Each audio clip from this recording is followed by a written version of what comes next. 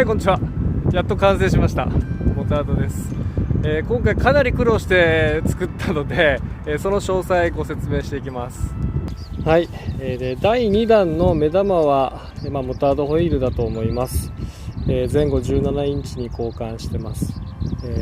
価格はかなり安いんですよね。インドネシアの現地価格では12,600円程度で、前後のホイールセット、ブレーキローターもついてきます。はい、でただ送料だとかその辺で高くなるだろうなと、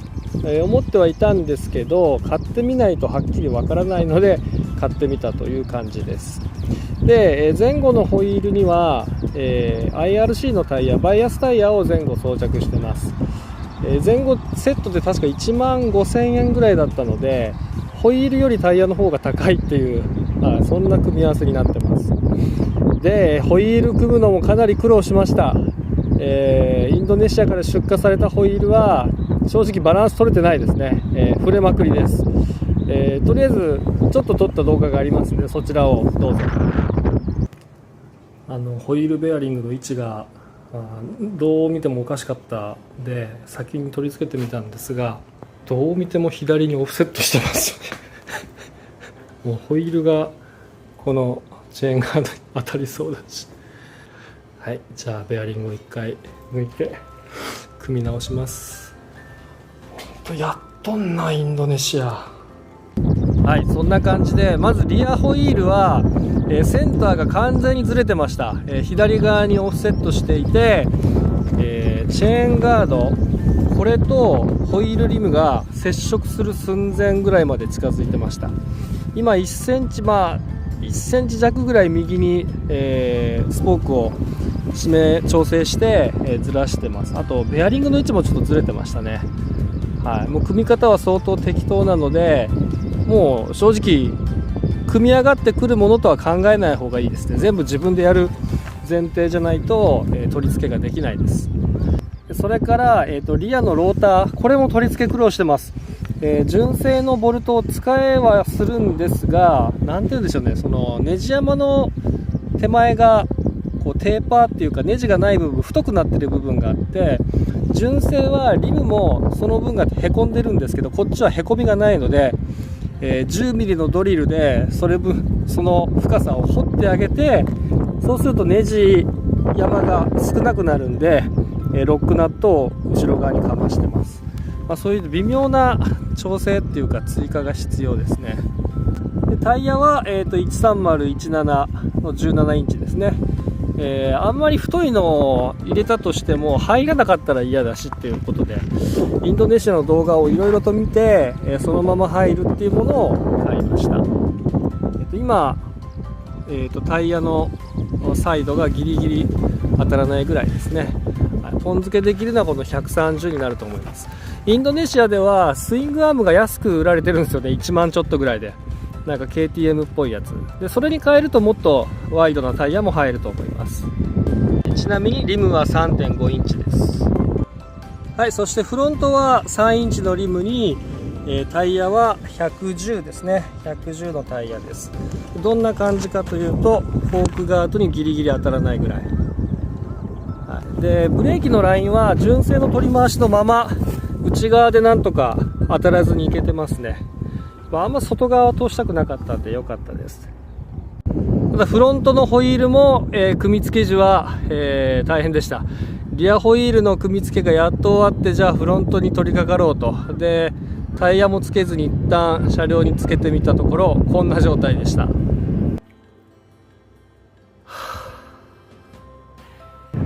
はい、もうため息ものですね。横ブレはなかったんですけども、がっつり縦揺れしてて、で結構スポークも締まってるんですよね。なんでこんな触れてるのに自信満々で締め付けてくるんだと、ちょっと怒りもこみ上げてくるんですけど、ただインドネシアのライダーってみんなこういうのを調整して乗ってるんだなと思うと、逆にリスペクトになってきますね。そしてフロントのブレーキローターはもともとついてるやつから大きなのに変更しました。で今エンジンが 210cc に変えてて、めちゃくちゃパワー出てます。であっという間にこうブレーキが間に合わなくなるぐらいの速度まで出てしまうんで、これは台形にしておいてよかったです。純正のままだとあまりにも、ストッピングパワーが不足しすぎるかなって、そんな感じです。でまずホイールですね、1万2000円ちょっとのホイールを買ってタイヤも組んでいろいろと組み付けまでやって、ボルトを買ったりとかですね、その辺も、トータルで考えてですね、今国内のこの車両のユーザーが、モタードホイールだけを輸入しようとするとどんぐらいかな、個人で輸入したとして5万は超えるのかな、タイヤとかもつけるとですね5万超えるか、7、8万見てれば間違いないんでしょうけど、お店に依頼すると組み付けもうほぼゼロからの組み付けになるので、プラス工賃的には2万5000円とかかかるんじゃないですかね。そのぐらいは見た方がいいと思います。そう考えるとお店で買っちゃうとトータルで10万弱ぐらいかな。そうするとでも、ね、立派なやつ買うと前後で20万超えてくるんで、それに比べればだいぶ安くは上がると思います。今回はホイールの中身、これはチューブレスとかにはしてないです。そこまでこだわってもないので普通のチューブを入れて、でですね、リムバンドの部分には、DRC かなのリムテープを保護として巻いてます。ゴムのやつだと交換の時にポロッと取れるのがめんどくさいんですよね。リムテープにしとくと、後が楽です。そしてモタードホイールに変えた時に車高が下がりますよね。ただ、この CRF150L はもともとサイドスタンドが短いので17インチにしてもちょうどいいぐらいです。モタードにする分にはサイドスタンドはそのままいけますね。あとフロントフォークキャスター角が変わるわけですけど、ハンドリングは申し分ないです。すごく自然ですね。ステップが削るぐらいまでバンクさせても不安がないです。そして次はエンジンです。エンジンも、組み付けの時にいろいろと右往左往しながら、組み立ててます。結果としては、これ前の 200cc から、ピストンを 2mm 拡大して210になってるんですけど、それよりもやっぱりこのヘッドですね、インマニエキゾーストマニホールド、ここの排数が増えてるんで、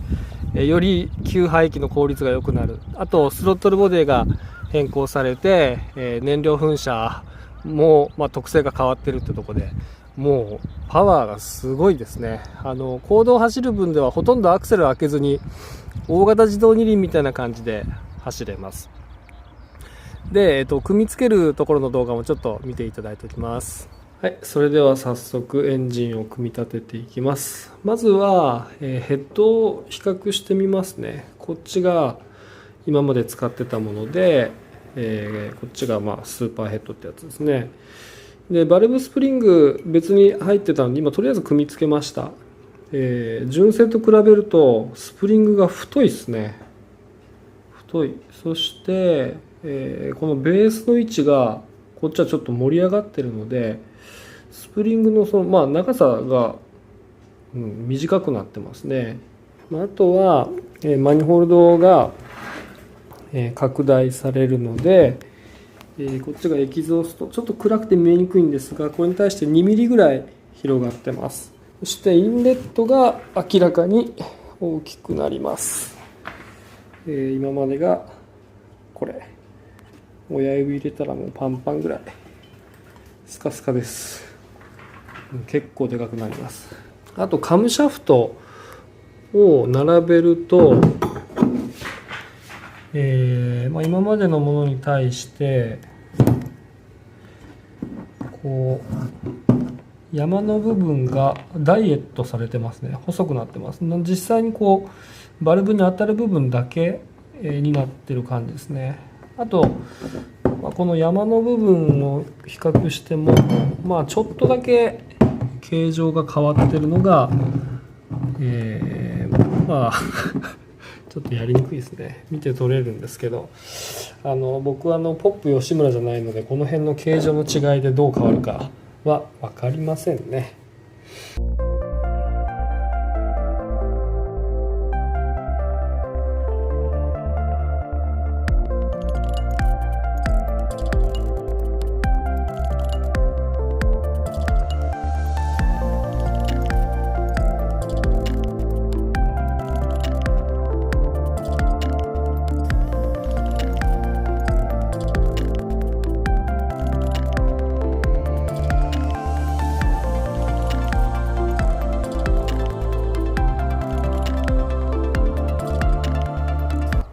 はい、こんな感じで、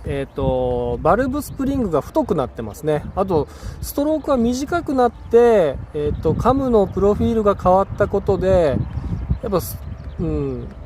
空いてる時間がちょっと長くなってるのかな。それによってヘッドのタペット音みたいなのが大きくなるかと思ったんですが、今のところ全然カチャカチャ言わないですね。バルブクリアランス、タペットクリアランスはそこそこ広めというか適当に、0.1 ミリぐらいで取ってるんですけど、まだ全然音はしないです。でこのスロットルボディですね、これもやってみないとわからないことがいろいろありました。今テープで巻いてしまってるんですけど、ここにスロットルポジションセンサーがあります。でそこに車体からのコネクターが接続されるんですけど、これもともとですね、今なんていうんでしょう、この BRT の中間コネクタがついてるんですね。で最初はもうここかそのままこっちに接続されていて、この中間コネクタはなくても差し込むことができるんです。でもこれを入れないと、どんな仕組みか分かんないんですけど、スロットルポジションを認識できなくなってもう絶不調ですね。最初かけようとした時の映像こんな感じです。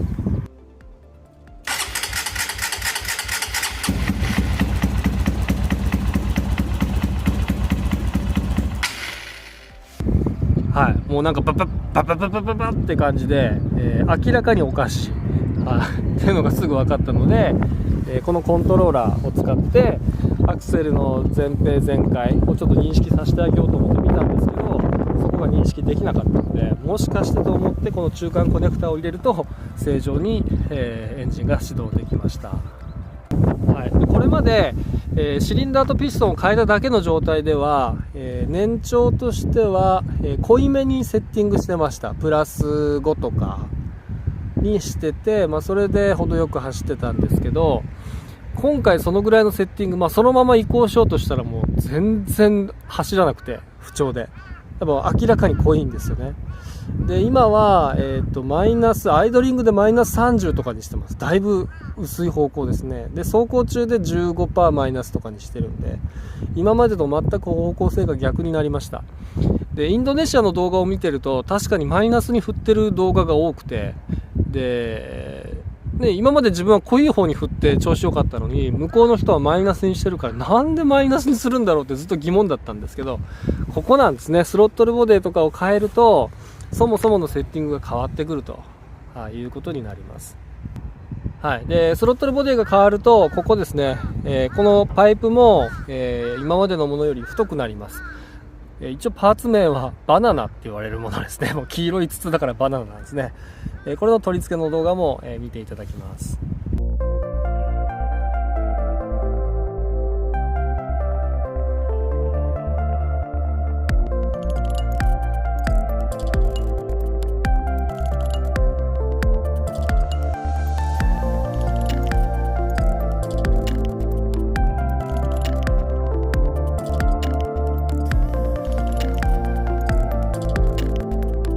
はい、もう単純にこのボックス側に穴を拡大して、差し込んでいるっていう状況です。で、それだけで走るとですね、これはこれでまたダメなんですね。エアクリーナーボックスっていうのは上にこういわゆる豚っ鼻っていうのが出ていて、そこから空気を吸ってるんですけど、エンジンがこれだけ拡大されていると、その豚っ鼻からの、吸気流量だと足りなくなってしまうと。ですごく濃い状態になるんですね。なので、モタードとかではよくこうサイドに穴を開けてそこから、吸わせたりもするんですけど、この車両はオフロードでも使おうと思っているので、できれば、外部から泥とか、水とかが侵入しにくい構造にしたかったので、豚っ鼻の追加をやってます。煙突をつけることで直接こう流れ込まないようにしてます。そこについても、映像を見ていただきます。ここに穴を開けました。そしてホームセンターで買ってきたこれをねじ込んでいくとですね、こうなります。でカットします。こうなります。豚っ鼻追加2つですね。昨日は、このカバーを外して走ってました。つけてるとすごく調子が悪くて、外すと一気に回るようになったので外してたんですけど、実際これでレースには出たくないので、純正の豚バラちょっと切ってでここに追加で2個入れてます。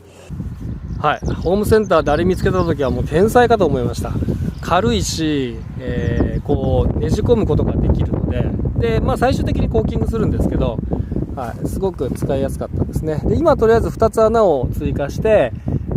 トリプル煙突にしてます。で調子はいいですね。もうちょっと煮詰めようとは思うんですけど、ある程度セッティングの方向性が見えてきました。はい、そして今回はデカールを今までのものと、ちょっと違うやつにしました。これまでは2000円、現地価格2000円の超安物で、もうすごく薄いやつだったんですけど、今回はどのぐらいだったかな、8000円ぐらいで、3M の素材を使っているので、これちゃんと厚いやつです。でやっぱ当然ですね、生地が厚いんでしっかりした見た目になるんですけど、それでも、インドネシアの方はちょっと怠けているところが、見えました。はい、ここですね。まずフォークガード、左右同じ形で作ってるんですけど、ここのことが考慮されてなくて、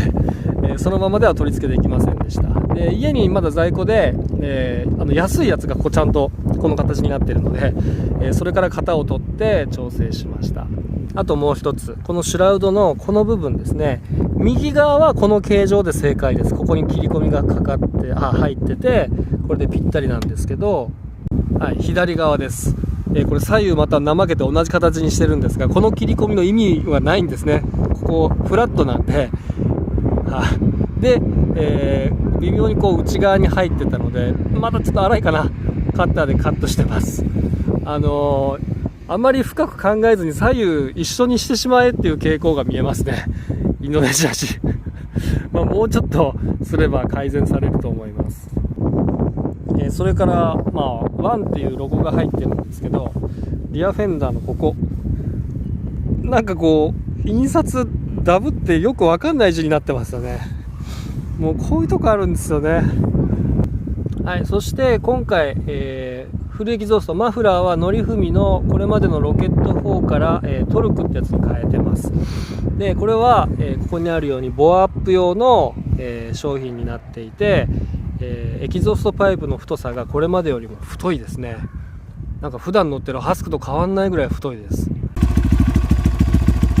そして排気音は今までよりちょっとうるさいですね。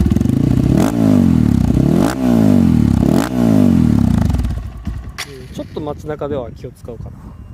あとそうでした、リアホイールのスプロケットは、これはインドネシアではなくて国内で買ってます。なぜかというと、できるだけ丁数が小さいやつが欲しかったんですよね。でこれは今 DRC の、スチール製の、耐久性が高いやつなんですけど、39丁かな、一番小さいやつを、選んでます。インドネシアのパーツだと確か47、8ぐらいまでしか選べなくて、せっかくモタードで、公道を走る前提になってくるので、普段はオフロード用ですごくリアが大きくて最高速が全然出ない仕様になっているので、オンロード用は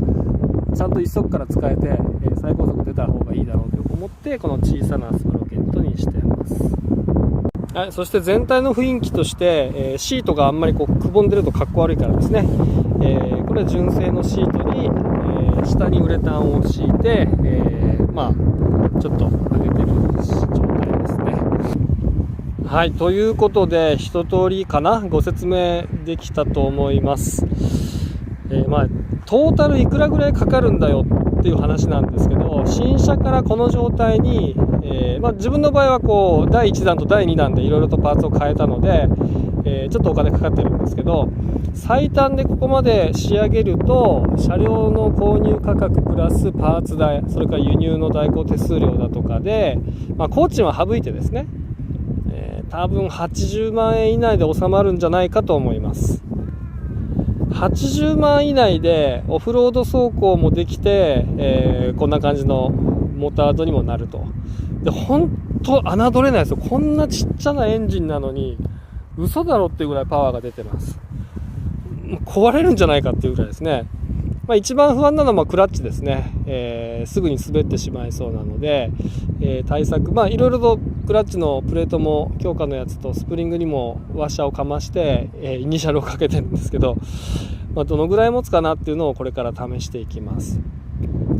80万、自分が乗ってるハスクがなんだかんだで160万ぐらいかかるんですよね。普段レースで使う状態にしようとすると、そう考えると、約半額で、公道も走れてサーキットもある程度走れるっていう、本当こう勝ちたいと思わなかったらこれで十分だと思うんですけどね。で今回はこのデカールに、普段レースに出てる時のチーム名を入れてみました。でオフロード走行では、この辺が擦れてこうなくなってしまうので、一応このデカールはオフロード走行用の、ものとして購入してます。なので本来モタード用はもっと安い方のデカールを買ってるんで、またそれに交換したら、撮影しようと思います。今回はこのぐらいですかね。いや苦労しました。土日それから火曜の祝日ほぼ3日間丸々かけて、仕上げられました。前後ホイールで下手したら1日弱ぐらいかかってますからね。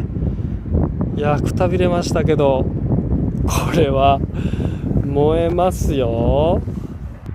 はい、じゃあこんな感じで仕上がってます。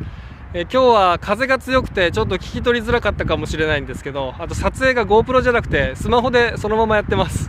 なんかもうすぐ天気が崩れてしばらく乗れなさそうなので、急ぎで、撮ってます。はい、今おまわりさんに声をかけられました。ドローン飛ばしてるんですかってことで聞かれたんですが、で一通り車両の説明もしてマジっすかこんなんあるんすねっていう話を今やってました。はい、ということで途中でおまわりさんに声かけられてしまったんですけど、今後ですねこの車両でフラットトラックですね、大分県にあるフラットトラックのコースとか、あと福岡県内のジムカーナのコースとか、遊びに行ってみようと思いますので、またその時動画アップしますのでお楽しみに。